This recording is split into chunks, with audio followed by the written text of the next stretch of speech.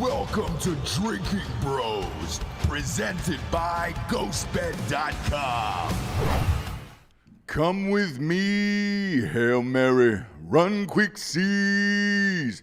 What do we have here now? I'll tell you what we have here now.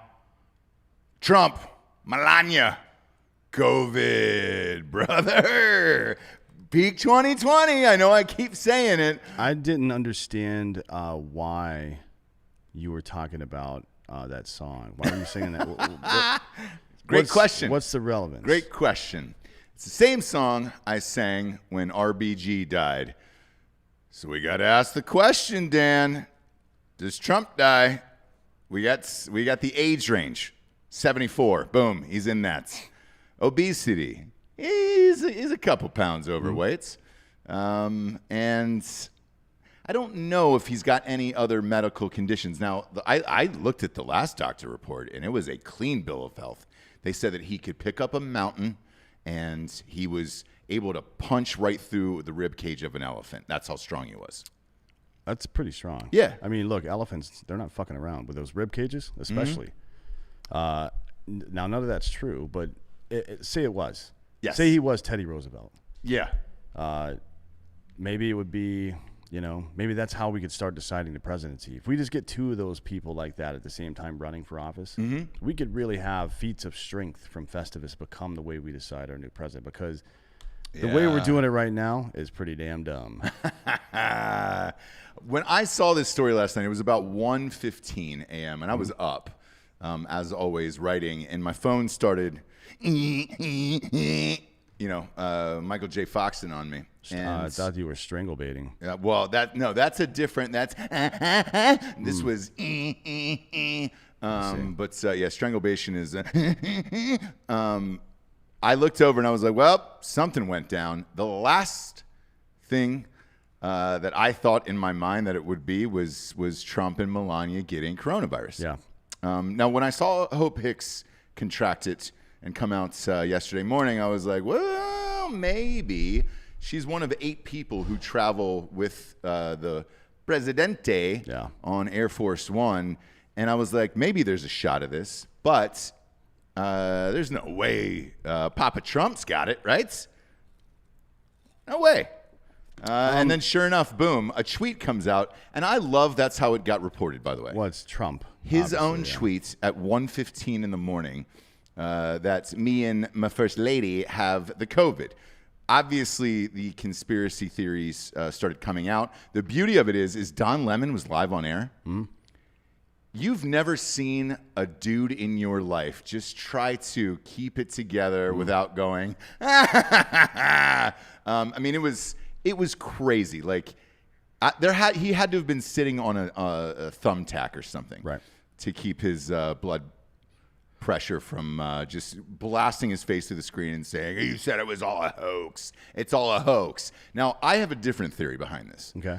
My theory is if he beats this and comes out of this, I mean, it is Bruce Springsteen, Born in the USA, on full blast as he gets off Air Force One at a rally where no one's wearing masks saying, dude, I'm 74. I'm Donald Trump, baby. And I beat it. I beat the Rona. Yeah. And that would be an all-time baller-ass move. Michael Moore, the shitty filmmaker, has already come out today and said, hey, man, I think this could be a hoax. And he says Trump is getting his ass kicked in the election thus far, and he needed something like this to re-energize him because Joe Biden was going to win the presidency, and this helps kind of garner the sympathy vote for him that he's got corona. I disagree with that, with the corona sitch, because, look, Trump has all along said this is nothing, right? Right. And you and I have said the same thing. Well, he hasn't said it's nothing.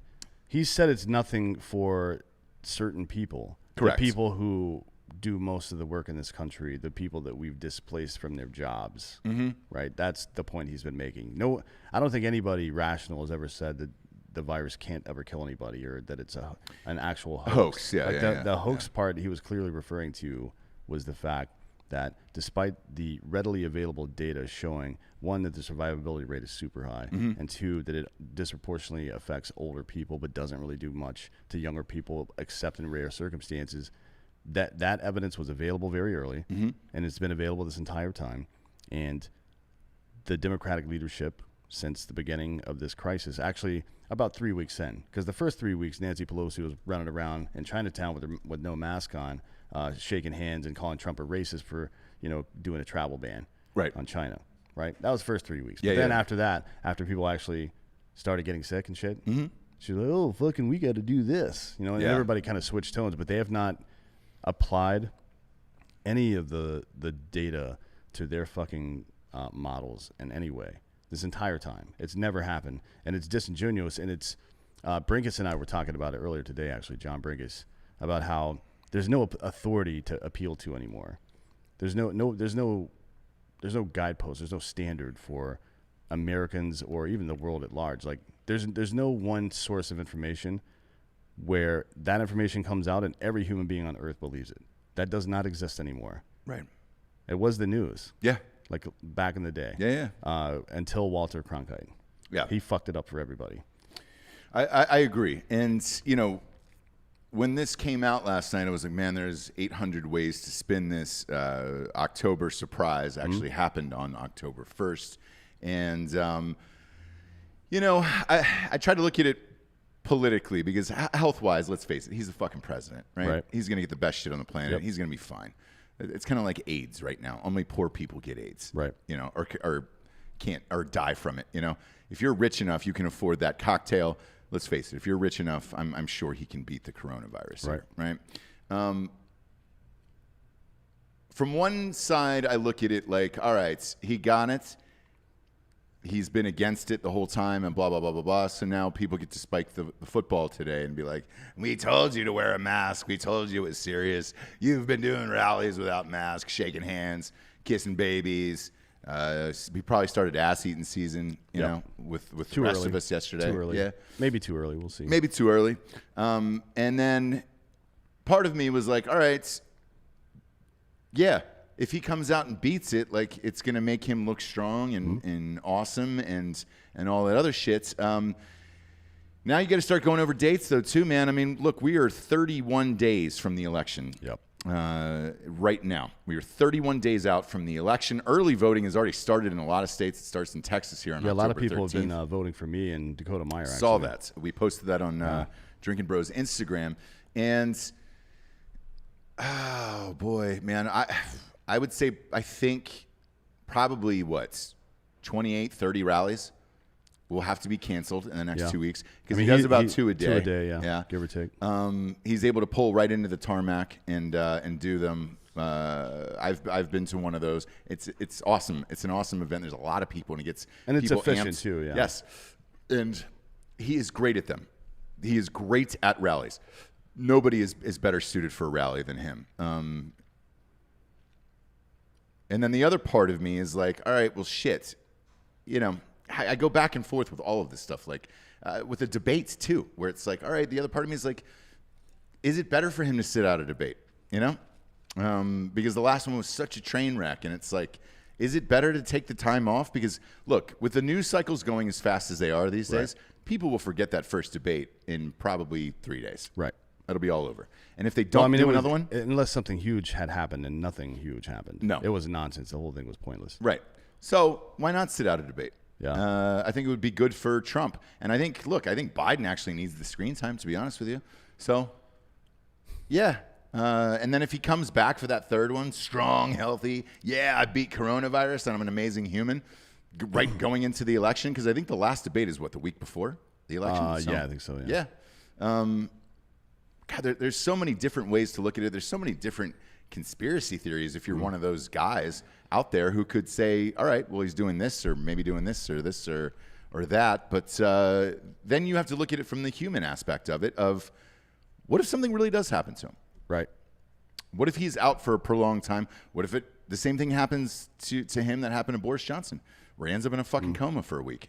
Then what do we do as a nation, and what's going to happen to us? What are the rules if he dies right now? Well, I mean, look, the rules are the rules, right? If they're technically speaking, there should be an election still. There should be, okay. But here's the problem. I'm asking because I don't know, right. by the way.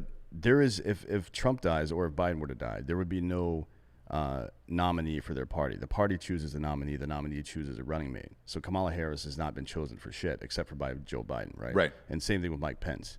Like they have no status, not as of yet. They have no status right now. So if Biden were to die, she doesn't become the nominee necessarily. The Democratic Party would have to choose that, and if they did, they would be choosing the first person to get booted out of the fucking race. Right? Back in the day, that'd be pretty funny, to be honest. Not Biden dying, but that scenario would be funny. Sure. If Trump dies or were to die, same situation, the Republican National Convention would have to, our committee would have to fucking nominate a new person, however they decide to do that. Now, they've got rules. So it wouldn't be Pence. No way. Because he's the current sitting VP, so he doesn't slide into that? He would become president for the rest of this term, yes. Got it. But they could nominate somebody else. They could nominate whomever they wanted to, yes. Wow. Including him, but that would not happen. Power move would be Ivanka if that went down. I don't think she's very well liked. But she's famous. And right now, if you're in a short time period for the election, look, I think Nikki Haley's great. I think Dan Crenshaw is great. There's some great Republican candidates out there. But I think it would have to be the most famous and the Trump name. It's kind of like the Lakers and Kobe right now, playing for Kobe. Yeah, I think people are afraid of that. I think people are wary about electing somebody with the same name over and over again because we dealt with it with Bush, and the Clinton family was in office for a long time. Not just Clinton, but Rodham before them, right? Right. So I think it's that name recognition, though, too, there's man. name recognition for sure, but there's other ways to handle that situation. I don't think Ivanka Trump would be a good idea. I think she would get fucking torched by whomever the Democrats put up. I don't think she's very well liked by the middle of the country. She's a cold businesswoman, and we've seen them run for office before that they never ever win. Never. So what happened was during the RNC, the Republican National Convention, it was virtual, obviously. After Ivanka spoke, I get a call from my mom, and my mom was like, "Dude, wasn't she great? Couldn't she be president?" And I was like, surprised to hear that. I was like, she's not dumb, that's for sure. No, she's not dumb. And she's smoking hot. Even Giorgio was like, "Yo, you'd switch sides, right, Giorgio?" No, but she for sure gets the bro vote. What do you mean by switch sides? You mean like back down to normal age women and not elderly women? Yeah. Oh, in that case, yeah, for sure, for sure. Right? I mean, she's like what? She's late late 30s? 30s, Yeah. I mean, I'd probably prefer like a 22-year-old Ivanka. That's half your age, yeah. That's half your age that you usually go for. You go for 60s with a boat. Right. Or 18 without a brain. Oh, okay, gotcha. Yeah. Either way, but that would be the play for me. I think fame-wise, if you were in a short time period like that.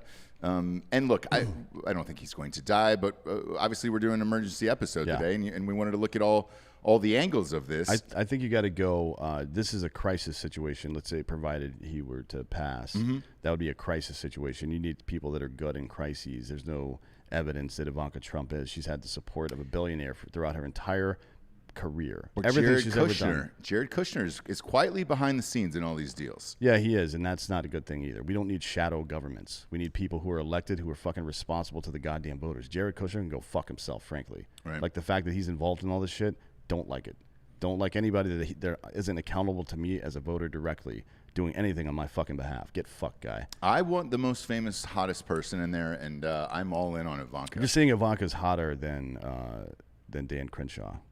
What's up? You're saying that Ivanka Trump is hotter than Dan Crenshaw in this short amount of period of time? Yes. No, you like physically. Yeah. No way. Come on. Wrong. Yes. No. The struggle snuggles with Dan. Ugh. I would feel so safe around him. You would. Yeah, it's not even Would you close. fuck him? Yes. All right. Just because of the safety. Yeah, obviously. I mean, you've got to earn that right. Yeah. To be there and be safe under the umbrella of his protection. That's Sure. how it works. Sure. Obviously, you know how it works. No, you need somebody that's a good in a crisis situation. Like when for example, if your business is I 100% agree. If they're about to go into I bankruptcy understand. or something like that, you don't bring in a CEO that's known for growth and retail growth and shit like that. You bring in a CEO that's known for managing crisis, right? Bring him in, let him do it, then get him out when you start to grow again. That's how it works. All I'm saying is this: if you have a short amount of time to get a candidate in there, you more than likely go with the most famous one, right? Not one that needs time. Like so. And here's my example of this. So Dan Okay. Crenshaw is great. Nikki Haley is great in my opinion. Those are the two kind of superstars in my eyes that I would vote for in the future, right? They still need time to grow their name and their brand. But this is the kind of for situation all where of you America. can do that very fast, right?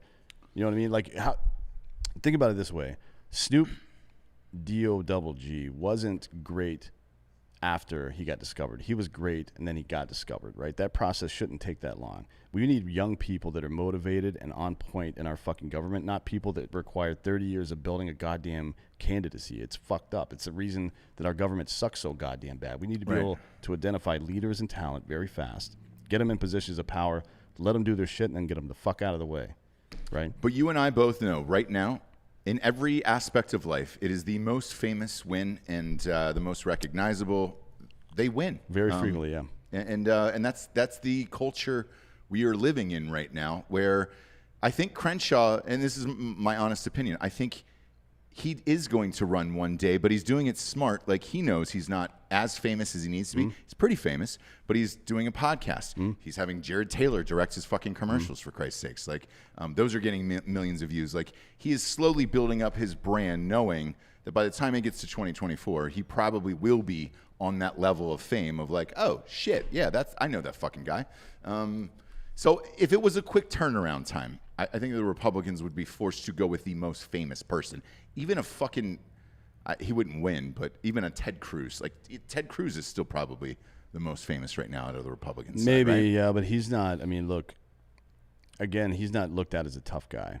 No. You can't go into No, he's a fucking pussy. You can't go into a crisis situation and win if you don't have the perception of being somebody that can lead under duress, and he doesn't have that perception. Right. There's no way he could do it. I mean, there's only a handful of people that could even literally do the job, much less look like they know what they're doing as they're doing it. I don't know what the solution is. I believe that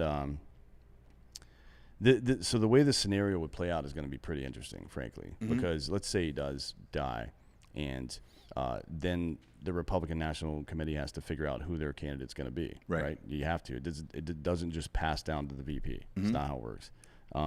So what does that mean for the Republican Party? Right? Are they going to ask for an extension? Can we delay this vote? Is that going to be seen as some kind of fucking underhanded bullshit? It will be played that way in the media for sure. Oh, yeah. If they do that. But here's the deal. Frankly, the Democrats can't stop them, and here's why. Because they control the Senate. And now that a judge has already been nominated, his nomination doesn't go away just because he dies. Right. That nomination is headed to the Senate now. They can vote to confirm, and anything that happens in the courts is going to land at their desk, this 6-3 right-leaning organization. Right. So they can do literally whatever. I mean, they're not going to be able to fucking do constitutionally fucked up shit. And John Roberts is usually really good about staying very with the law, except for that Obamacare tax thing. That was weird to me. I don't know why. I still don't understand that. But generally speaking, even on other like social issues and stuff like that, he usually lands on the side of justice. That's what he does. So you can't like count on him to do anything unconstitutional or any of that. Don't ever think that that's going to come from our Supreme Court. But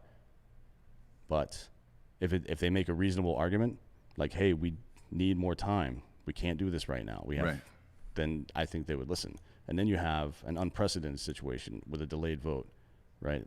And not just a delayed vote, but one that had to struggle through the courts. It's just going to continue to fracture the country more. So it's bothersome to me. It's worrisome, actually, when I see all these fucking radical left dum-dums and even people that are more moderate left, even subtly celebrating the fact that our president might be in peril. Yeah. You know what I mean? Yeah. That is not good for the country. The markets will crash if the president dies. Oh, yes. They will fucking crash. All your 401ks will get butt fucked. Yeah. So you think it's like some kind of fucking game because you grew up sheltered, right? And you see injustice, but you don't realize that everybody deals with injustice every day, and that's what builds character. You know what I mean? Like, yeah, there are major things that we all have to come together and deal with, but that injustice builds character over time, and that's why you don't have any goddamn character, because you never had any of those fucking struggles. Now you're sitting here in this world thinking that you're fucking, gonna make some kind of impact with your little amount of struggle when people are actually struggling out there. That's where this ideology comes from. It's absolute fucking nonsense. Yeah, and then breaking news here, two things, actually. Senator Mike Lee, the Republican from Utah, is also tested positive for COVID-19. Joe Biden has tested negative. I know people were worried about that as well because they were both on the same debate stage on Tuesday. Yeah, and that's good that he's negative, by the way. If you're on the right and you would have celebrated Joe Biden also having COVID, you're a piece of shit. Yeah. Not just because he's a human being, but also because of the ramifications it would have on our political system if that happened. Right. Right, because they would have the same crisis. If Biden died and Trump was alive, they would have the same crisis. They got to go through these processes again and nominate another person and all this shit. Yep. And who knows how fucking cordial the Republicans are going to be about that, because they are in control of everything. Right, You know what I mean? So I don't know how that would go. It would be bad for the country. Instability is bad. All of this is bad for the country. All of it. And that was my first thought when I saw this last night. That I was like, Jesus Christ, man, can the country go through one more thing? And I don't think we're done here. Chandler Hobson said, one of my African-American friends told me yesterday that it's bullshit Trump got elected just because he went and won the Electoral College. No, because he went to the Electoral College. Oh, went to the Electoral College. Gotcha. Which is not a place, Right, by the way. Right. Not a place at all. Just so you know. Just so you know. But these weird fucking things that are flying in here from YouTube, you're going to hear all of this shit all the time, like going around and everything else. Fuck, man. This close to the election, 31 days out, for this to happen right now. I don't think anything has ever happened like this before in American history.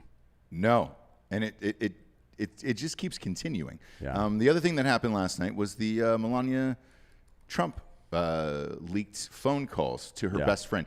Who is that piece of shit woman, by the way, who was best friends with her for 10 years? God, what is her fucking name? She's got a book now. So what she did... Yeah, it's like Me and Melania or something Yeah, like that. so what she did, if you're not familiar with it, Melania's best friend, the first lady, her best friend secretly taped her for years, I guess, in the phone conversations, and then is releasing a tell-all book about her that is coming out, and I feel like every single person in the White House is doing that, Yeah. Which sucks, and they all become bestsellers, and they make a bunch of money, and blah, blah, blah, blah, blah. So people were bitching about her talking about the Christmas ornaments and decorations for the White House and the fucking kids and all this other shit. It's a woman who thought she was speaking to her friend in private. Right. Lamenting things like, I don't want to be associated with this splitting up parents from kids down there.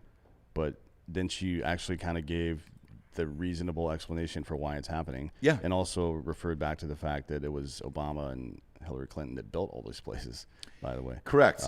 You know, and here's the interesting part about that to me. What you just said is like she did it in a casual conversation. Obviously didn't know she was being recorded. She said and the right things and where that came from and all that shit. Like I had different expectations of who she was. Right. Right. At the last, like somebody who didn't even know what the fuck was going on. Yes, maybe. and not didn't know because they're stupid, not knowing because I don't care. I'm a billionaire. I don't give a shit about this. Right. And at the last thing that I was with, they sat us with the Trump family in 2016 for this rally, this event. She was there. And the only word she said to people was hello. Hello, hello, hello. So that's all I assumed that's what she was and everything else. To me, those tapes humanized her, where I was just like, oh, well, she's just like a normal fucking housewife bitching about Christmas decorations and everything else. And I was like, to me, it was like, all right, it's nice to know that she's a real person because I just consider her as like this kind of fembot, you know, who's just rolling around. So to me, those tapes weren't damaging. What was damaging for me was seeing them played and then her friend interviewed on CNN with Anderson Cooper. I thought Anderson Cooper was above that shit, you know? Yeah, I mean, at some point it seemed like he was, maybe 5 years ago. Not anymore. But not since Trump came on the scene. No, it felt very TMZ-ish, like tabloidy. Ever since like early 2016, he's kind of gone off the rails a little bit, and it has everything to do with Donald Trump. Yes. It's people. It's such a weird confluence of factors that are making people dislike him. He bucks the authority and the trend and the pompousness of DC that we all hate, which is why he won the goddamn election in the first place, by the way. But he bucks all that stuff, and the vast majority of the people that I personally know, and I obviously that's anecdotal because I know people that would want to know me, right? Because there's a lot of people who wouldn't want to know me, I'm sure, or talk to me. But all the people I know hate wishy-washy pussy bullshit. Like, why can't you just say what you mean? Yeah. Right? And sometimes it's going to get taken out of context. Now, Trump doesn't do himself any favors by misspeaking and by being, my opinion, deliberately vague a lot on stuff. I think he does that because it allows the people who do hate to hate sometimes. Not like the white supremacy shit, right, but just in general. Like, you leave it open, you don't necessarily alienate these far-right people sometimes. You can say later that, like, oh, what I actually meant was this. That's a fucking dangerous game to play, buddy. Yeah. And you're seeing the results of it now. But the things that we've all hated for so long about DC, he's the opposite of that. And people are mad about it. And I don't know why. I understand why politicians and companies would be mad. I don't understand why people are mad. Right. You know what I mean? Like, yeah, that part is just fucking, but like, he's such a crass and cruel man. Like, I mean, he's a fucking businessman in a job.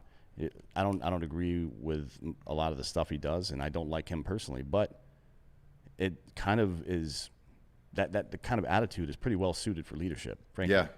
You know what I mean? And it's there's plenty of stuff that he could do better, but I just don't get it. I don't get why the average person that dislikes him, that isn't like a far left person, I don't understand why the average Democrat hates him so much. It's got to be just the constant media shit. Media, Twitter,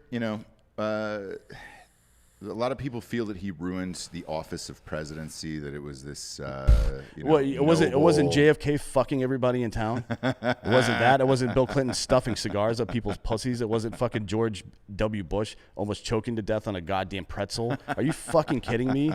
Trump ruined it? Get fucked. That's the dumbest goddamn shit I've ever heard in my fucking life. Come on, man. I agree. Look, I don't look at the president's office the same way. We don't have a lot of kings people here. do. You don't have to be regal. That's what I said. You're supposed to be a normal person in an abnormal situation, representing the will of the people. That's what you're supposed to be in this country. You're not. There's no royalty. There's no royal family here. Get fucked. Yeah.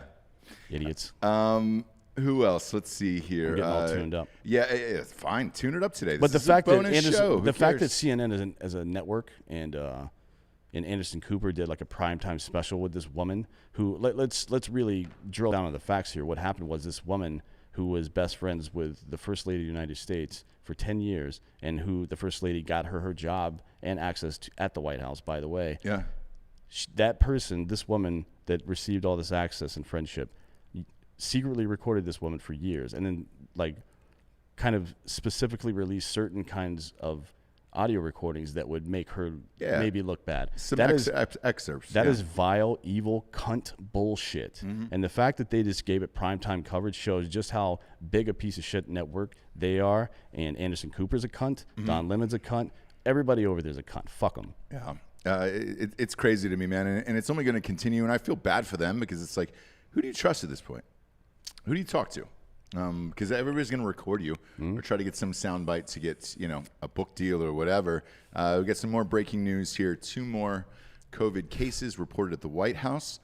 Let's see here. One of them is a journalist. As part of today's in-pool house party, and a couple more White House staffers have also tested positive as well. I mean, look, they're all traveling together through all of this shit, so it's not really surprising. Again, hopefully everybody comes out of this, but if he does, in particular, I mean, shit. Like I said, it'll be born in the USA, Springsteen. He'll be stepping off a plane. Will he come out in a sleeveless jean jacket, you think? With an eagle, a big eagle on the back? He should, when he gets out of Cut Air his Force hair into One, a just mullet. have bald eagles fly right out of the plane with him. Ross, here's what they're doing. They're trying to connect as many different COVID cases to his in hopes that someone dies, and then they'll Blame Trump him. somewhere. No, over. and I understand that. And look, it is what it is. But there's another weird breaking story here that happened today. Rick Moranis, the beloved actor. They're remaking Honey, I Shrunk the Kids right now. Correct. And he just did a gin commercial with Ryan Oh, Reynolds I saw for Aviation Gym.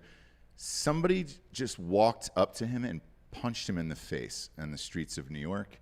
And they just released the footage of the assailant. I and it was on the Upper West Side of New York. So if you think that New York and all this shit that Trump says, like these places are unsafe, Rick Moranis just got punched in the face just for walking down the street. Literally walking down the street, somebody came up and punched Rick Moranis in the face. Well, it was a black guy, by the way. I don't know how that's relevant. Right? I don't either. It's got to be random because this guy looks like he's mid to late 30s, right? Mid to late 30-year-old black man living in New York.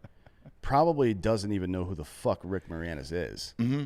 So he wouldn't even recognize him. He just saw some little flappy-haired Canadian and is like, you know what? Fuck this guy. Right.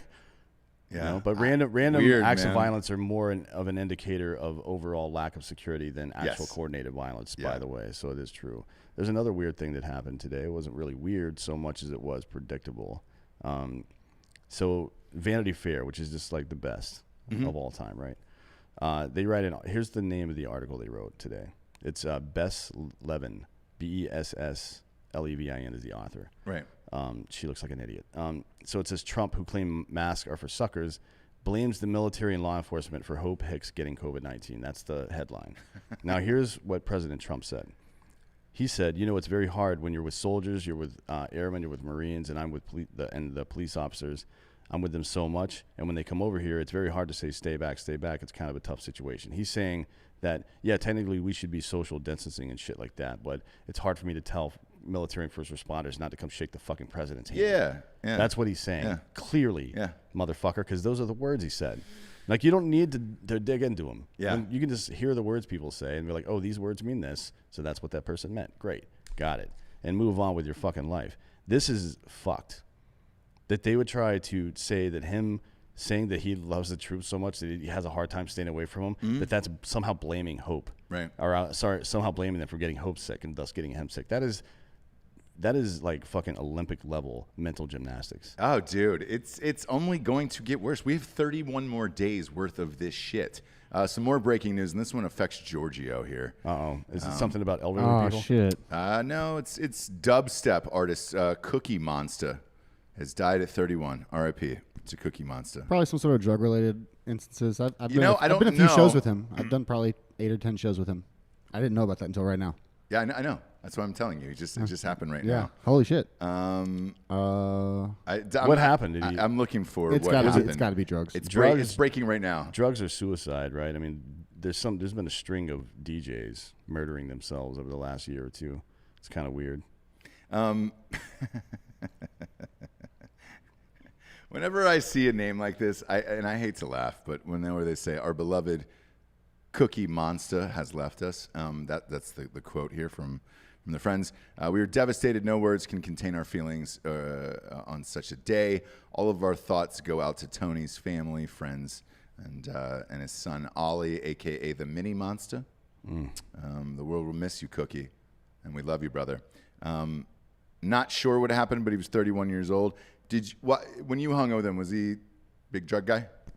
Just dubstep artists. They all kind of they're the metalheads of the EDM community. I knew you would know. God damn it, dude. Giorgio's locked into that world. He was on the road with many a musician for a while. So yeah, I know you're going through it today. If you need might need a rail, headbang a little bit, Yeah, memory. if you need a huge gator tail of Coke, let me know, dude. I'll call somebody. We'll get it down here and put that booger sugar in front of you.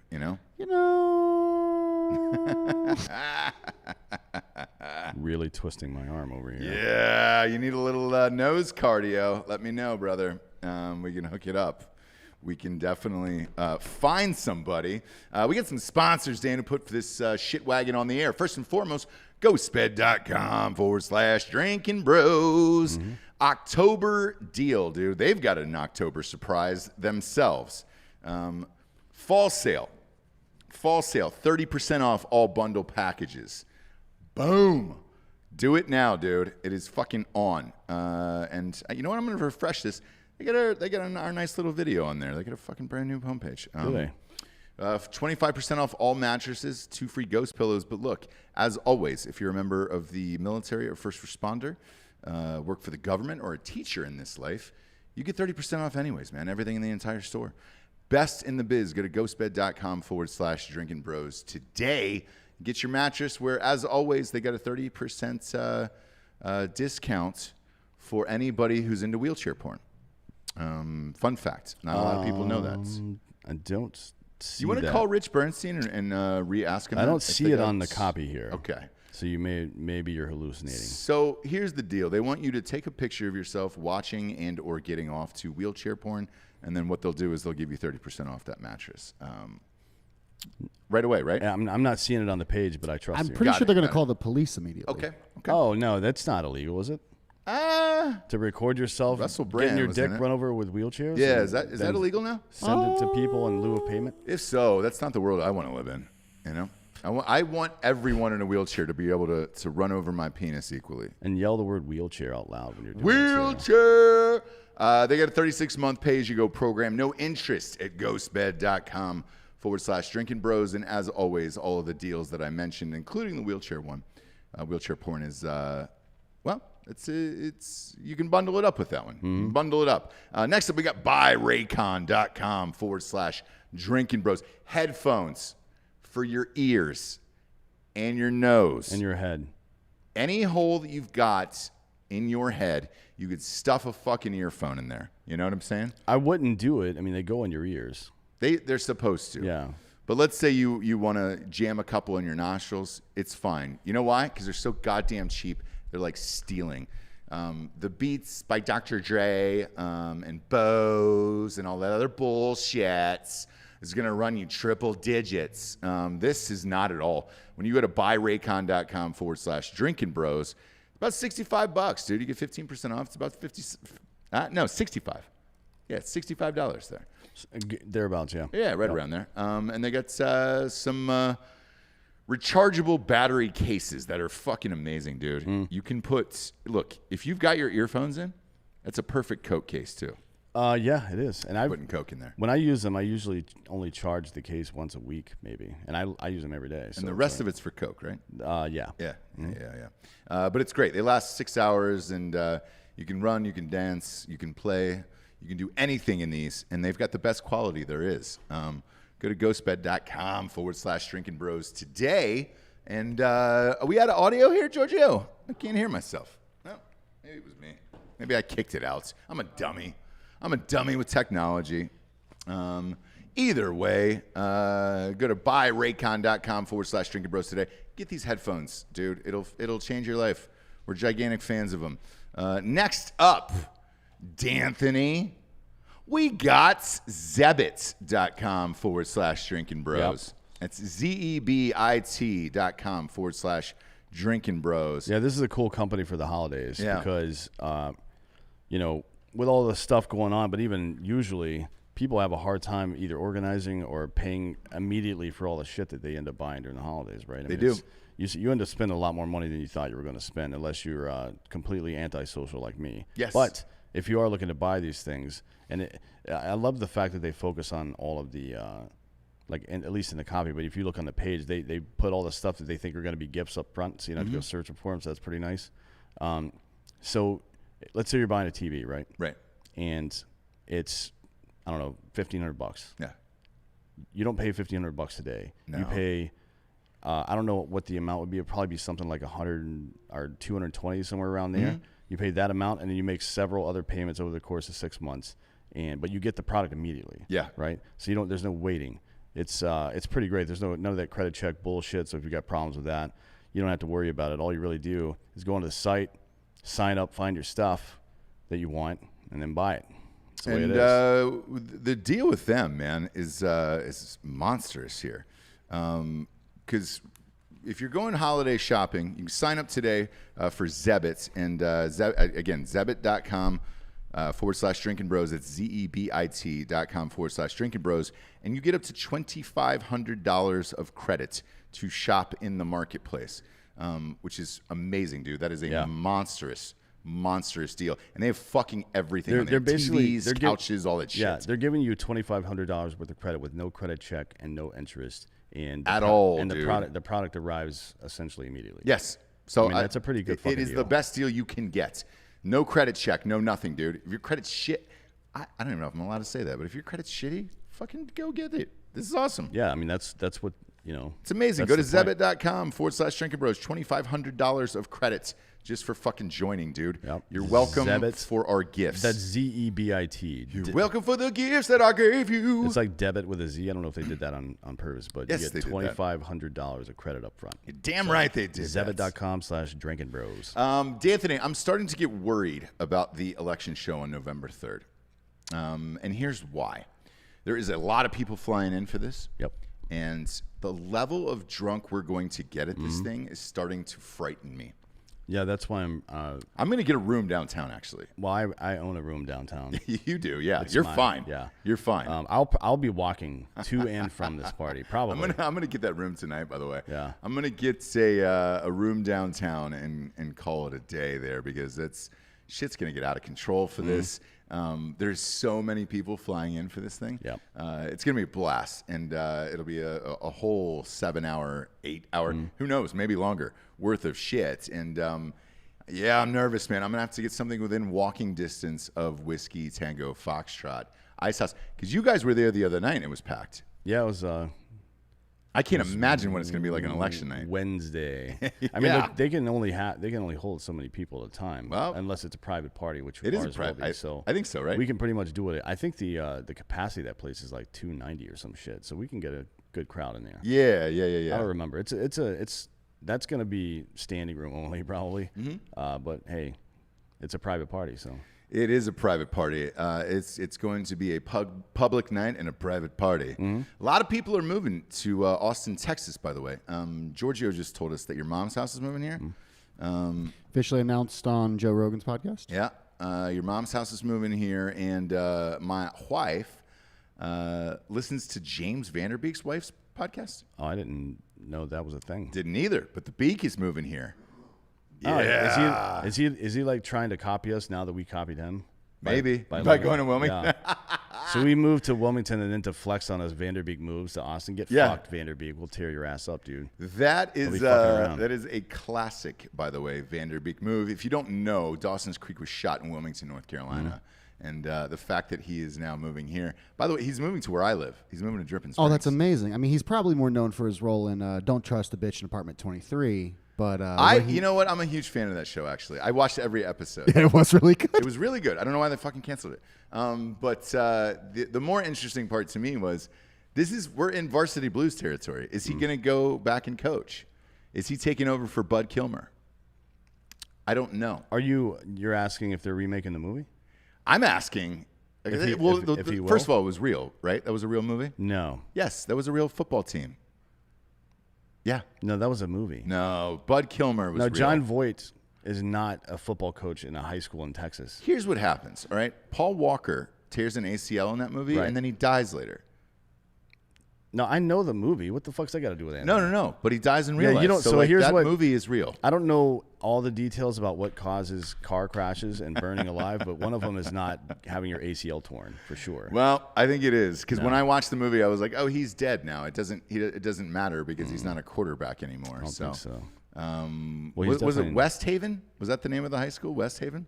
Yeah, that sounds right. Either way, man, that's the statue they should tear down, is that Bud Kilmer statue. I don't think it exists. Varsity Blues. It does. The whole thing is real. No, it's It none of wasn't just a movie. People were living that out, dude. None of it is real. If Vanderbeek moves here and starts coaching a high school football team, that's it. We've completed the circle.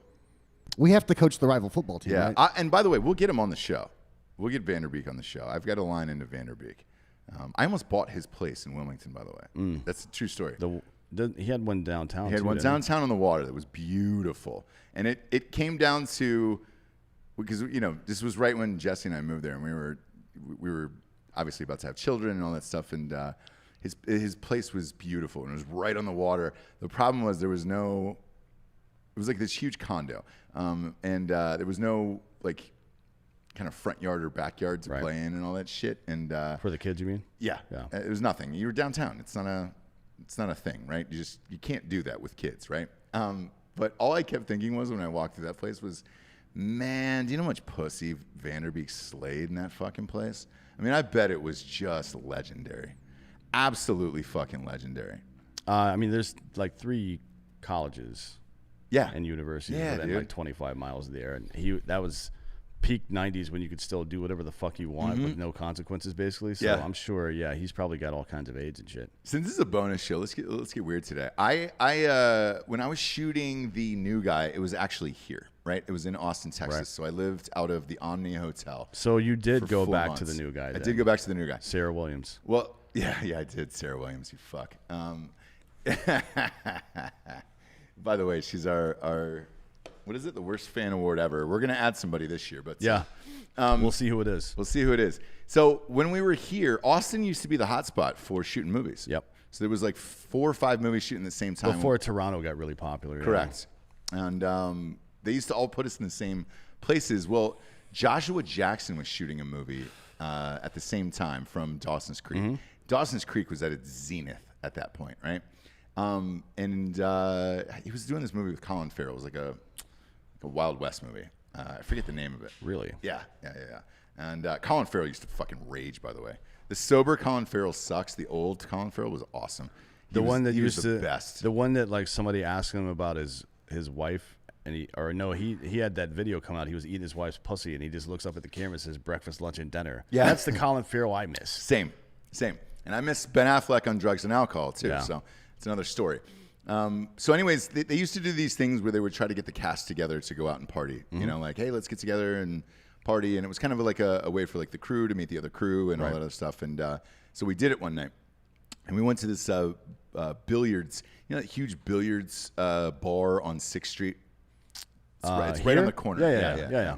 It's and they have like endless pool tables and TVs, and it was I think it was NFL was on or whatever it was. It was in the fall, and Joshua Jackson was there, so he rolls in like he's King Dick, right? And was just like, I can fucking out drink anybody and out party everybody. I'm famous from Dawson's Creek, and I'm raging or whatever. And I was like, oh. He's not a very big man. He's a decent size. I will say this. He's probably about 6'1". I'm 6'3.5". He was probably about 6 feet or 6'1". And there was one of those tequila girls, those tequila girls who walk around the bar like, oh, samples. And with just shots all night long, right? And every time you got a shot, they would give you this badge that lit up. It blinked like this, right? Like you get another badge per shot you take? Every shot, you got a badge that just lit up and blinked over and over and over again, right? So it became that he was wearing this like sweater, this kind of like baggy sweater thing was in from like Abercrombie and Fitch back then. And every shot we did, you would get this badge. So we, like the alpha in me was like, oh, you want to do fucking shots? I'll do fucking shots. Let's rage. So we started doing shots back and forth to see who could get the most badges, right? Okay. At a certain point, he disappears in this bar. Nobody knows where he is, and that was it. And we're kind of laughing about it, right? And so the waitress comes up to me at the end of the night when we're leaving, because the bars were open to like 4 or 5 in the morning back then. I don't know if they still are. And she goes, hey, I need a favor from you. And I was like, what is it? She goes, your friend is super drunk, and he's fucking passed out on a pool table in the back room. And I was like, what? I was like, I'm with all my friends. Yeah. And so she takes me back to this back room, and it's Josh Jackson. And he's got like 20 of those badges that are just blinking on him, and he's sleeping blacked out on this pool table. I mean, everything worked as it should have worked. It should have worked. And this was before like, cell phones and camera phones and all that shit. And I was like, I looked at the girl and I was like, man, if I could get a picture of this. And she goes, and it was the shot girl, and she goes, we have Polaroid cameras. And I was like, awesome. So I have one Polaroid picture of me next to passed out Joshua Jackson, all fucked up with all these blinking like Christmassy type tequila badges all over him. He couldn't handle the tequila, that one. He couldn't party. I wonder if Vanderbeek could. I'd love to party with Vanderbeek. Tell me what it means to handle tequila, because to me it's not stay sober or be able to even be fucking ambulatory. If you've had 20 of them, 20 shots of tequila is going to fuck pretty much anybody up. I think it's fair to say he did all right. We all know but you and I all know this guy, because you and I have done so many live events all over the country. There's always one guy who's just like, I can outdrink all of you. I want to outdrink the Drinkin Bros. And you're like, all right, cool. And then he ends up being the most fucked up out of everyone. Always. And guy or girl. Remember that girl who blacked out at Penn State and we had that motorhome. Oh yeah, we like went to the game and then woke up and she was gone. So it was cold. It was Penn State in the fall. It was Penn State, Ohio State, and she blacked out on top of one of those heating grates, like the vents, coming up out of the floor with the heat on. I guess she was cold and stuck her face down there and then just blacked out on top of it.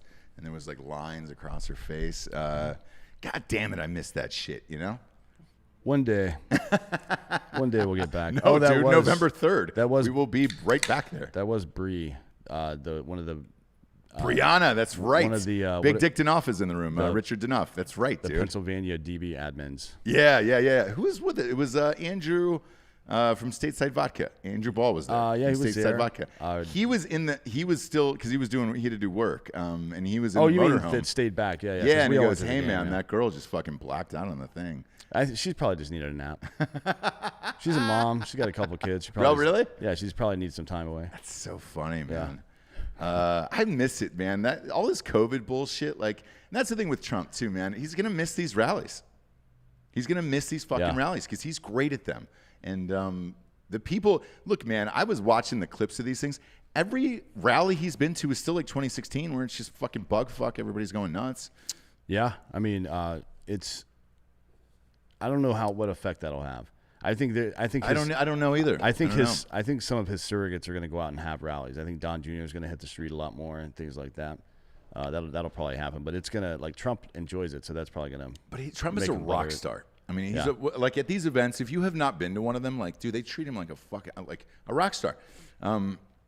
The only time I've seen anything like that is when a musician walks on stage, where you're just like, holy shit, and it's amazing. To me, it hurts him, and dude, you're gonna nuke out half of the month of October.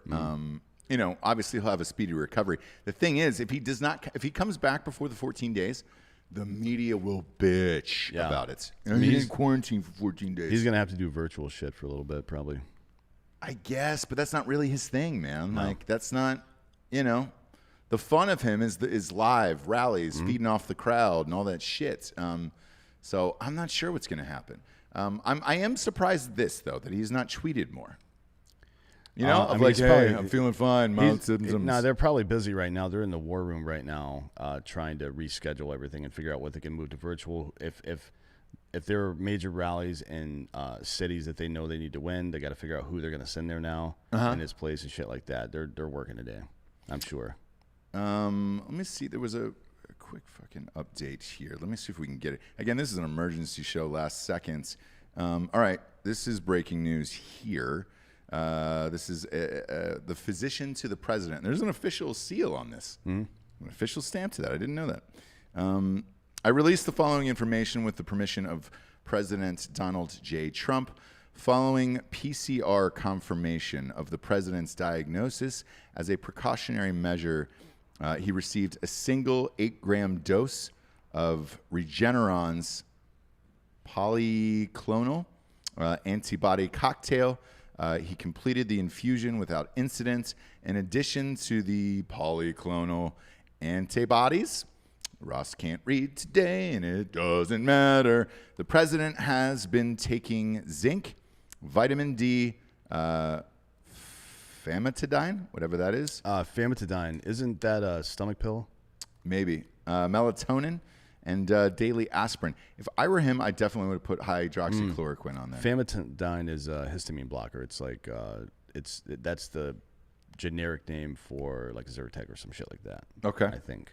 So he goes on to say, as of this afternoon. Oh, no, I'm sorry. I'm wrong about that. It was a stomach pill, Pepsid. The common, acid reflux drug Pepsid. I don't know why they announced he's on that. What the fuck's it got to do with anything? Well, I'll tell you why. Because when I had it, you get diarrhea for 3 days. Oh, COVID? Yeah. I mean, yeah, I guess you could do that. There's better ways to treat incontinence. I had diarrhea for 3 or 4 days straight, and it just came on out of nowhere. Literally, where you were just sitting on the couch and you were like, oh shit. All times of the day. So there was no, and I hate to be graphic for the audience, but that's kind of what it was. Let's see here. Melatonin, and that's for sleeping, and a daily aspirin. I would have put hydroxychloroquine in there. As of this afternoon, the president remains fatigued but in good spirits. He's being evaluated by a team of experts, and together we'll be making recommendations to the president and first lady in regards to their next best steps. First Lady Melania Trump remains well with only a mild cough and a headache, and the remainder of the first family are well and tested negative for the COVID virus. So, all right. It doesn't sound terrible right now. But then again, you know, neither did Boris Johnson before he fell. Yeah, we'll a couple see what days happens. later. So I mean, he's not. No one in the world is going to get better treatment than the president. So. obviously of the United States, yeah. And that is his only tweet. So he has not tweeted since that last night, which I'm surprised. You know, if you're Trump, I would have figured he would have been like, "It's fine. I feel fine. Everything's huge. I'm great." But you know, what else could happen this month, Dan? Is my question to you. RBG goes down. Which, oh, by the way, shit. Not only do we predict that, but one of the listeners found the exact episode. We posted the clip on Drinkin Bros podcast on YouTube. It was the Alex Jones episode. Right before Christmas, when we were doing the 2020 prediction show, I asked him if RBG would go down. He said in June, and then I said, I think he's going to get Clinton's. I think she's going to get Clinton's side in October, and that'll be the October surprise. I mean, look, RBG goes down, Trump and Melania go down. You have the train wreck debate of the century. Like, what more could possibly happen I don't know. at this point? I wonder how many times Alex Jones has to be right before we realize one of two things. Either there's, either he's a pretty smart guy that needs a character on TV, obviously. Either he's a pretty smart guy with a little bit of access and a lot of cognitive ability to put all those pieces together, or the government is so fucked up that a crazy person like that can be right frequently. You know what I mean? It's got to be one of those two things. Either he's not the crazy person you think he is, or the government is so fucked up that this crazy person keeps being right. Neither one of those are good answers, right? They're both kind of fucked up, but it is what it is. I mean, can we tell? So we're gonna have Alex Jones back on the show. Yeah, he's going to be in the studio Sunday. Soon, yeah. I hope. We'll see. We'll see. Yeah. So we're supposed to record Sunday. Yeah. Everybody's been waiting for the election prediction show. Who better to do that than with Alex Jones? To be honest with you, and he's been reinstated by YouTube, so he's back. And what if Alex Jones is QAnon? Man, we should ask him on Sunday. We should, because there's a lot I want to ask Alex. He does say he knows who it is. He has said he knows who Q is. That's true. He did say that. So he did say he knows who it is. We'll ask him that on the show, and then shit, man. I want to ask him about the Rogan thing as well. About getting censored and shit? Yeah, because there was a rumor that he was going to be the first guest. That was for a long time, because it was like, hey, man, you moved to Austin. Your biggest show of all time was with Alex Jones. Why wouldn't that be your first guest? Yeah. And then he released a video saying, my episodes are going to be back up on there and everything's fine, and they have not come back. He has not been a guest on the show, and we'll see. Also on that Tim Dillon episode, he said he was saying some upcoming guests and told Jamie to be quiet. He didn't want to warn the people at Spotify because if you nuclear bomb guests, he's trying to sneak in. Those were the words he used. The words that Joe Rogan used? Yes. Joe Rogan says, I have a few guests I'm trying to sneak in. Okay. They're going to be nuclear bombs. Now I'm starting to think that this is a Howard Stern in the 80s against NBC kind of situation where he created a fake controversy, right? I mean, there was some controversy. Joe announced the controversy, too, and he said that he said that no one from Spotify has talked to him and that he assumes there is some people there who are disgruntled, but no one from Spotify has mentioned anything to him. Well, they mentioned something to him before they deleted 43 episodes out of his catalog. Yeah, and why didn't Joe Rogan say, hey, man, put those fucking 43 episodes back, dude? Well, there's a $sign in front of the answer to that question, motherfucker. You know exactly why he didn't ask. It's a lot of fucking money. Man, I don't know, man. Look, and there's a lot of people that are asking us. They're like, hey, are you guys going to sell out and do this type of shit? Dude, I can't tell you how many messages we've received since this happened, and the answer is no. So we're working with independent financiers behind the scenes right now to keep the show as crazy as possible and all that other shit. And I think we will be able to do it. I don't really I used to have a big interest, to be honest with you, with the Spotify thing, and I think their video, what they're doing with Rogan, is revolutionary and it is fucking incredible. I don't want to deal though with these liberal fucking assholes who are demanding censorship. Like, I don't want to deal with any of that. So the longer we can remain independent, the better. And I think, to be honest with you, like, your mom's house is the one that's doing it the same way, where they have not signed with anybody either. And look, we have the same advertisers as all these guys. So, like, I can promise you they've backed up the truck to your mom's house. So they have said no. But they're moving to Austin as well. I'd love to get them on the show. Yeah. There's a lot of people, man. I'd love to see Brian Callen back on the air, dude, for Christ's sakes. I know he's doing the Patreon shit for the Conspiracy Show. I'm not a big fan of that show, but I just like to see him back doing comedy again. I know he's doing stand-up now. So he just went back on tour, and his first show was last night, which is good. Yeah, I'm curious to see how all of this shakes out. We're in the middle of it all down here, which is fun, man, because fuck, we never know who's coming in and coming on and why. Yeah, there's a lot of stuff going on here. Yeah, and we can say who our guest is for Monday. All of you guys have asked to get the Joe Jorgensen campaign on the show. I reached out to Joe Jorgensen's campaign. The first response was kind of terse, and she's too busy, they're too busy, the blah, blah, blah, blah, blah. And I was just like, well, fuck you. And I said it on air with Dan when we were doing fake news. Somebody heard it and from their campaign, and they reached out immediately. And they said, sorry, we were unaware, blah, blah, blah. And they were great. So we sat down, Dan and I, yesterday with the vice presidential nominee, George Jorgensen's vice presidential nominee, Spike Cohen. And that episode will be airing Sunday night. And for you audio folks, Monday morning. And it was great. We had a great conversation with him. I thought it was one of my favorite shows, actually, Dan, I think. Yeah, it was good. He was really good. He was a very smart guy. And he and I, when you see the interview, you'll see this.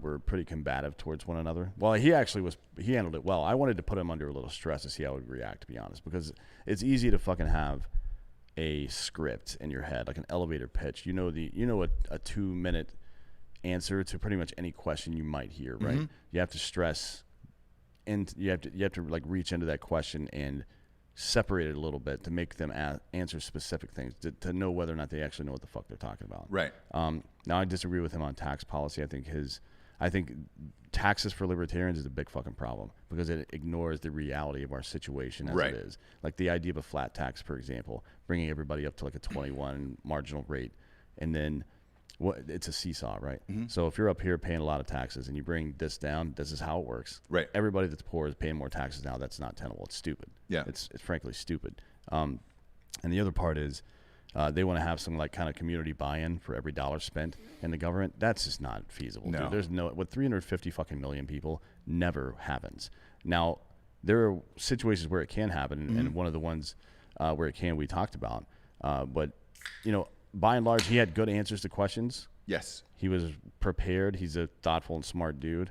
And he's tech savvy and podcast savvy, where it's like, dude, that really is the future. Like if you're a candidate out there, like Dan, I like Dan Crenshaw's show. Mm-hmm. If you're a candidate out there, it's a must for you to do this shit now. Like it is not, oh hey, I should show up. No, you should do it now. But he was great. So that interview will be for you guys. Mm-hmm. Look. We've always said this on Drinkin Bros. We will have any guest, no matter who they are, on the show.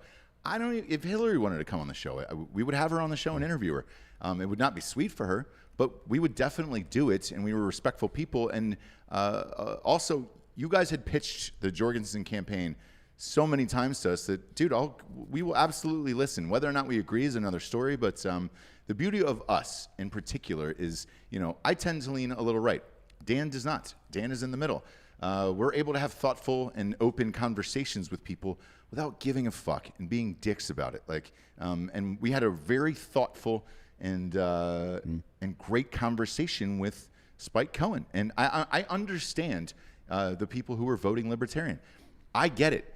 I'm with Dan, though, where I just don't think financially that is the one thing that the Libertarian Party, to me, is lacking, is the taxes and how you're actually going to pay for all this shit. Right. The ideas sound great, but how are you going to pay for them? Well, I mean, I've got a lot of problems with libertarians. The other one, when we didn't really have time to get into it, with their foreign policy idea of isolationism. It's Monroe Doctrine, right? Like from the early 19th century. The idea that America in 2020 can just not be involved in conflicts worldwide. Look, obviously we can avoid stupid shit, but the fact that we're not going to be involved helping other people. Like, here's the problem with these wars, by the way. We could have gone to Iraq and helped people, but that wasn't the point. It never was the point. Same thing with Afghanistan. The point was security. You can't establish security in somebody else's country unless you plan to be there for fucking ever. Mm-hmm. And we've seen that. We're 20 goddamn years in now. Right. That's the only way to accomplish that. If you're going to help people, you could fucking actually do it. You can develop leadership. Within 20 years, you can't develop leadership in Afghanistan? Seriously? Right. Like, we could have done it. We just didn't because we didn't want to. That wasn't the point. The point in Afghanistan, in my opinion, was to mine rare earth minerals to make fucking batteries. All the batteries and all of our shit. Because it's all over the place in Afghanistan. The point in Iraq, I have no idea what the fuck the point of that was. Still don't. I don't think anybody will ever know. But their approach is just complete isolationism. Like, we don't get involved in anybody's bullshit. Even when that was technically true under the Monroe Doctrine in the United States, we were still, as America was still the hegemon of fucking all of North America and half of South America. That was our protected area. So there was never any real isolation. It doesn't work. We're in a global economy. If one of our trade partners that's crucial to our economy is under attack somehow, we got to go fucking stop that. Mm-hmm. That's how it fucking works. You know what I mean? So it's reductive. Those ideas, libertarianism, in my opinion, it's a good idea on its base, but it's not been well thought out yet.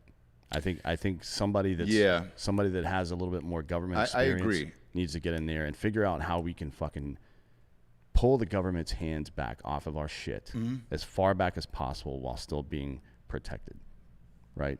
And then figure out how state governments can do more and how local governments can do more, because that's when the true will of the people is represented. Your true will is represented when you go to the smallest amount of people, right?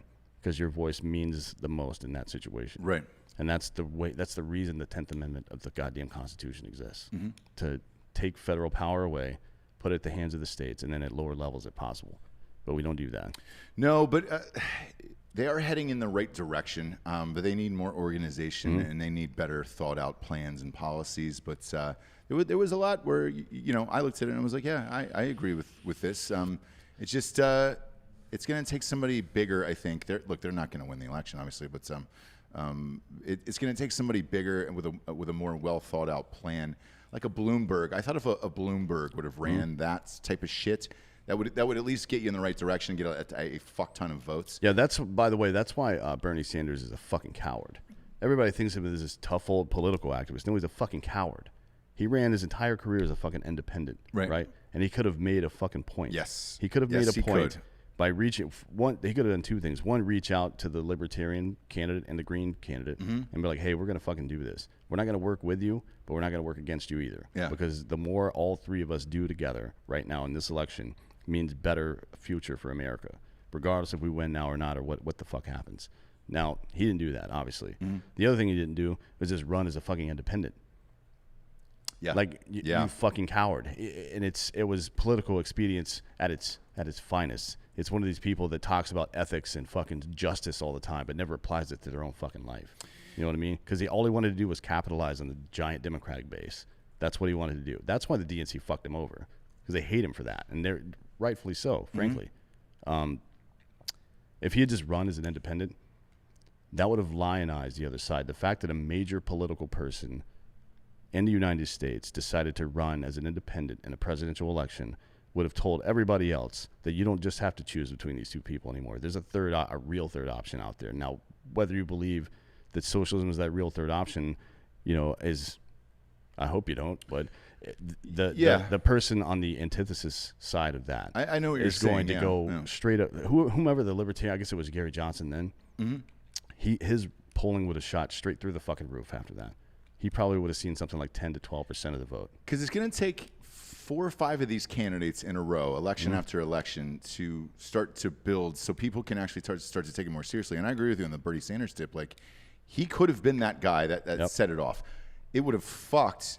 I mean, Hillary would have lost by millions of votes in that one, but who cares? Well, I don't know if that's maybe she would have. I don't know if that's entirely true. I think that Bernie legitimizing a third party would have made a fourth party much more possible, even in that very election. I think if he came out in March of 2016 or in November of 2015 or whenever it was and said, I'm running for this shit, you can get fucked if you don't like it.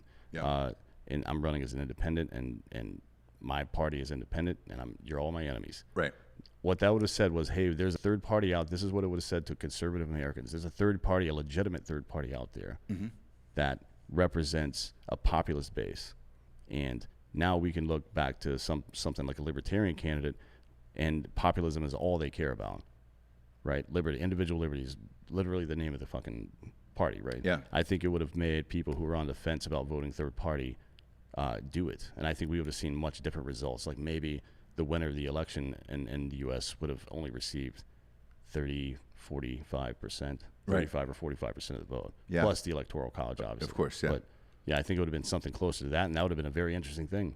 One vote like that in American history would change everything. I agree. It's going to take somebody big to do it. Bernie could have been that guy to do Bloomberg it, but could still do it, frankly. He could. I don't know how old he is, though. He's got to be getting up there, right? Yeah, he's probably Got to be in his 6,000. 70s. Steve K wrote in, we're live on YouTube, by the way. Subscribe to Drinkin Bros podcast on YouTube. And as always, rate the show on iTunes. For Christ's sakes, it really helps keep us on top of the charts.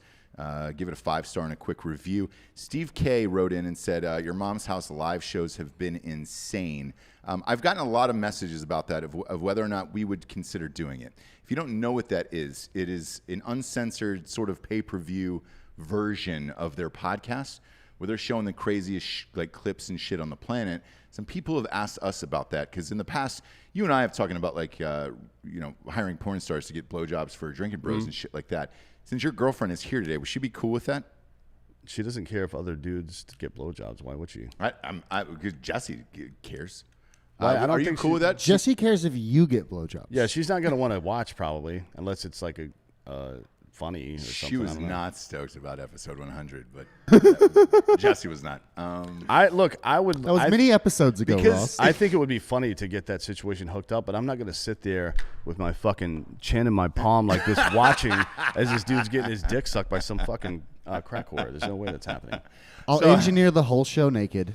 We'll put the G cam on. I would probably watch that, actually. Is that what we're calling it, the G cam? I'm a big fan of that. Yeah. Why don't we really get funny, the Giorgio cam? Get the dick cam and just like point a camera at your dick all we the can time. do an under desk and over desk cam. Yeah, Picture in picture. that's just free content for your OnlyFans. It is. It is. There actually is a new video up on the OnlyFans. Oh, there's a good one. AJ Gamble says On yours? AJ Gamble says call it the G spot. Oh, the G spot. That's Ooh, great. I like that. What's it's just Giorgio on OnlyFans. It is. It's $5. You can see. Well, you can see me jerking off now. Really? Yeah, you know what? I just want to throw that out there, see if we can make some money. I had to pay rent this month, and Papa's coming up short. You can go to just Giorgio on OnlyFans and watch him jerk off. We've said this forever of like dudes should start doing this. You actually did. You've been posting nudes, and it's so funny, dude. Yeah, we would. We've made about 150 so far. There you go. We're down to 13 subscribers. We were up to 19 at one point in time, and there's been a few people who've tipped a little bit. They've thrown a little bit extra G's way. The problem with our audience is it's 94% male and only 6% female. So I don't know how many dudes want to pay you may want to watch go on off, Dakota's but, show. There's a lot more females. Is there? Yeah, Dakota's audience is very. It's teen mom and shit. Yeah, that's funny. Yeah, that's funny. But yes, we would love to do a live show like that sometime. I'm curious as to how that doesn't get leaked. Do you know the answer to that, Giorgio? When those guys. How it doesn't get recorded and leaked? Yeah. On your Mom's House? Yeah, I'll look into that. I mean, because we would definitely do like crazy fucking shows. Like if someone doesn't screen record it on their phone or something. And we have a massive studio, so like it, you could go. There's that sex dungeon upstairs. Where we got a lot of cameras, and I got a wireless camera too. We got a lot of unused space back I there. don't know what we could do that's worse than what we already do, other than just straight up pornography. Pornography. Yeah, but I'm not. I don't want to be a pornographer. If I would wanted to be that, I would have stopped or kept smoking meth. But I stopped smoking meth. Okay, so I don't want to be a pornographer. Well, Jared is a director now. He directed the Crenshaw ad, and he's always said on this show for years that he wants to be. That's one of his porn dreams. director, I feel yes. like that's what we should get him that for his 40th birthday. It's going to be. How old is he? He's. I think he turns. I think he's 36 now. It's a hard 36. Yeah, it's a lot of hard years on that cat. So. If we had Jared come on and direct a porn live on air for one of those pay-per-view specials, that would be great.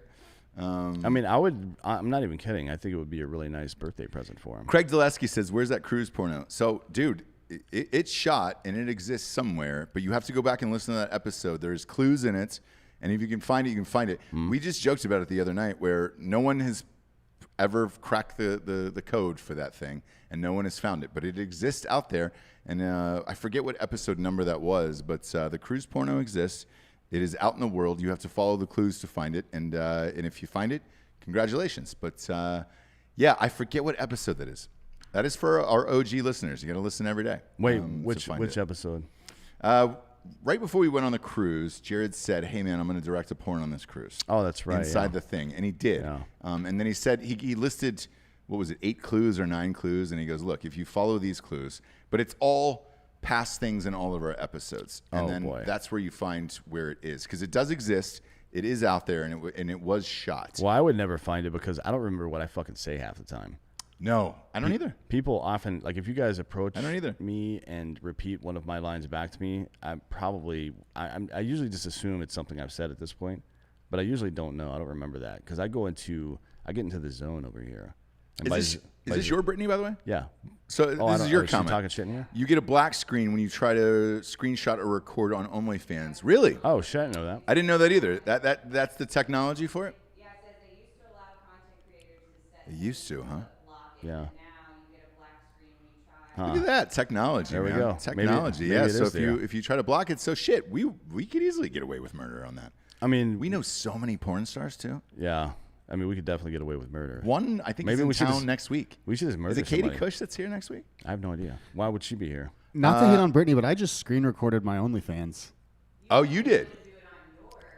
But like on of the your people own. I follow. Oh, that's right. Of You the guys people we go follow, to okay. yeah, go OnlyFans be lying. go to Giorgio's OnlyFans right now, guys, and It's try to just Giorgio. Try to screen record everything. He's on there pounding off. It's Not- only $5. yeah, it's worth $5 to be able to figure out It's whether only or not it works. $5, dude. Go to Just Giorgio on OnlyFans. It's only Yeah. $5. And let us know if you can let us screen know if you can record it. screen record it. I got to know this answer now, because otherwise, shit. Did we talk about this on Drinkin Bros or Ross Patterson Revolution, where the kid from Teen Wolf now has an OnlyFans, Oh yeah, we talked about that yesterday. Tyler Posey, Yeah. and it's like, hey man, if that's going to become the new thing, and you can't really record off of it, shit. There's a bunch of celebrities who could do that. that I mean, you people can would pay record for. you can record one device with another device still. Like, there's no way to stop this. By the way, just saying. yeah. Like, don't Yeah. be ridiculous. Yeah. You'll never stop technology. It'll always find a way to fuck you over. Doom Donut says, we will hide the bodies for you. Thank you, man. I said that the other day. Like, that's all I want in this life. That's actually a lot of trust to put in somebody to hand over a body to them that you've just murdered. Yeah, exactly.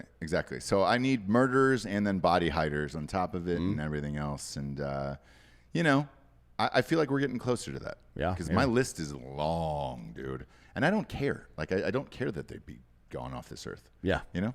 Yeah. I'm sure your list is longer, Dan.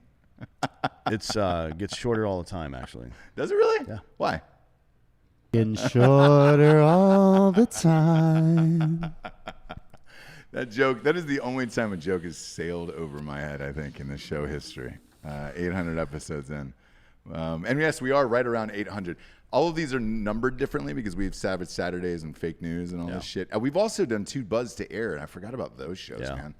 Those were some wild ones as well. But we appreciate you guys popping in with us today. This was one of those last-minute things where you get a gigantic story like this. Nobody puts out podcasts on Friday, and we thought we would pop in the studio and just do it, man. Fuck it. We were here and thought we'd have a few drinks with you. Let's see. We got college football and NFL on this weekend. Dan and I have gone really hard. I only bet one college football game tomorrow. If you're out there, go to mybookie.com. Promo code Drinkin Bros will double your deposit.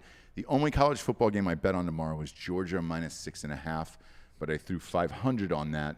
And then sign up for Drinkin Bros Sports because I'm putting all my parlays for the NFL games, and I love a lot of games on Sunday. Those will be there. We will be shooting that day, most of the day, so I'll probably post those pics either tonight or tomorrow. And then I'm going to try to take my child to the Texas Longhorns game tomorrow morning, but it's fucking 11 a.m. I have an early soccer game where I'm obviously a championship coach, and I'll probably lead Team USA to a victory in the World Cup someday, but right now I'm starting with 6-year-olds. Big Dick Danoff said, my divorce was finalized today. Watch out, ladies. Fuck yeah. Richard, in all sincerity, Did you get divorced? Yeah. I did not know This has that. been going on forever. You just don't care about people. I Ross. do care about people. No, it's too late now. You've already fucked it up. It's too late. Big Dick Enough, I have a spare bedroom at my place, and if we need to hit the town here in Austin, you are more than welcome. Yeah. I did not know he got divorced. No shit. Yeah. Divorce, by the way, is always, this is Louis C.K. bit, but it's always good news. Like if two people that were happy together got, like, for some reason got divorced, that would be sad. But two people that hate each other, divorcing each other or don't belong together, that's good news. Like, is it bad news if you walk out of a fucking fire? No, not at like all. If you're standing in fire and you're like, oh shit, and you walk over there, it's like, oh man, that's sad. You don't have that fire anymore. Like, no, motherfucker, I'm done with that shit. Richard Danoff is the best though. Like, Yeah. dude, he's gonna be able to saddle up pretty soon. He's a good dude, man. If you're out there and you're a Drinkin Broettes, hit up Richard Danoff. Yeah. He's a great dude, and he throws the best fucking tailgates at Ohio State. Yeah. Man, I'd tell you what, man. If you're a Buckeyes fan, that is the catch of the century. He's got the best tailgates, and he's great. That's great. Shit, I didn't know he was getting divorced. Well, you know, we learn a lot every day, Dan. We learn a lot. Let's get to the Drinkin Bro of the week. I'm gonna find one since again this is an emergency last minute show. Let me scroll through the old email list here and find a Drinkin Bro of the week. Drinkin Bro of the week this week is Jason Young from Nevada. He's the one who submitted. He said he's been a member of Drinkin Bros since Range 15. All right, man. So we're looking at 2016 there. 4 years. Thanks, man. He's nominated Justin Young. Reason for the nomination? Hey, man, I'm Jason, and I'm a paramedic in Vegas. I am nominating my brother Justin due to his selfless dedication to serve multiple communities. My brother serves his community in Cheyenne, Wyoming, and recently dropped all of his personal plans in life to go help with relief efforts from the hurricanes that hit in Texas and Louisiana. He's been nothing but selfless since leaving the military, and this is why I am nominating him for Drinkin Bro of the Week. Cheers. Cheers to Jason and Justin Young, man. That's cool. That's cool. And again, when we do these emergency shows, like shit, you can really see that they are live. Like it gets emailed into us if you go to drinkinbros.com. You can fill out a submission, then it comes directly to our inbox, and we read them live on air. We do not pre-screen these.